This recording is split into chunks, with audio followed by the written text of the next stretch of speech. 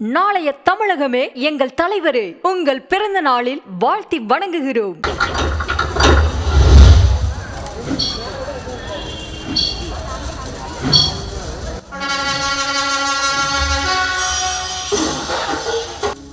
மனிதன் நாகரீகம் எனும் குடிலில் ஏறி வசிக்கத் தொடங்கும் முன் ஒலிகள் அரை கூவல்களாய் கல் தோன்றி மண் தோன்றா காலத்தை முன் தோன்றிய மூத்த மொழி நம் அன்னை தமிழ் மொழி. காலமெல்லாம் கடந்து நிற்கும் நம் தமிழ் மொழி உலகின் மிக பழமையான மொழி என்று கருதப்படுகிறது. மொழிகளுக்கெல்லாம் தாய்மொழியாக திகழ்ந்து தமிழரின் வரலாறு, வாழ்வியல், அறம், மாண்பு மற்றும் கலாச்சாரத்தின் அடையாளமாக விழுந்து வரும் அன்னை தமிழ் மொழியின் தொன்மையில் அதன் பண்பாடு, இலக்கியம், சிற்பக்கலை, ஓவியக்கலை, கட்டிடக்கலை மற்றும் கல்வெட்டுகளில் காண முடிகிறது.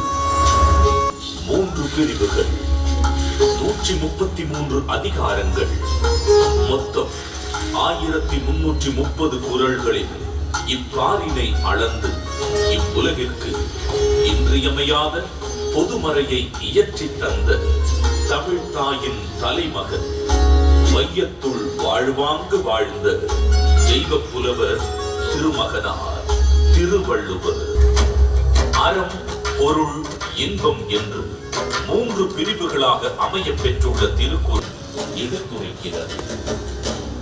அடுத்த பிரிவான பொருட்பால் வாழ்வுக்கு தேவையான பொருள் ஈட்டுதல், சுய மற்றும் சமூக முன்னேற்றத்திற்கான குறள்கள் இடம்பெற்றுள்ளன.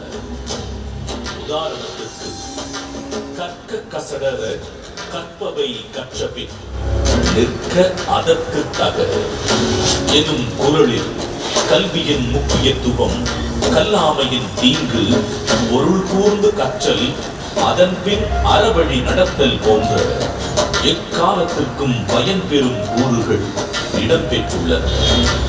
3ஆம் பிரிவான இன்பத்து பாலில் இல்வாழ்க்கைக்கு தேவையான அகக்கூறுகள் இடம்பெற்றுள்ளன.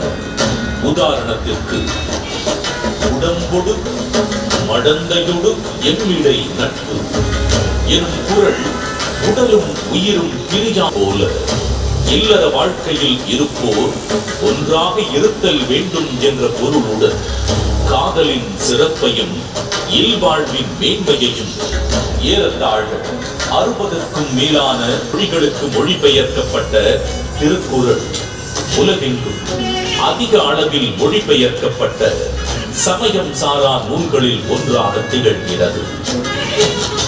திருக்குறளின் இலக்கிய வடிவமும் பொருளடக்கமும் ஒரு மாபெரும் ஆவணமாகவும் விளங்கி தமிழின் தொன்மையையும் தமிழர்களின் பெருமையையும் இப்புவியெல்லாம் கொண்டு சேர்த்துள்ளது.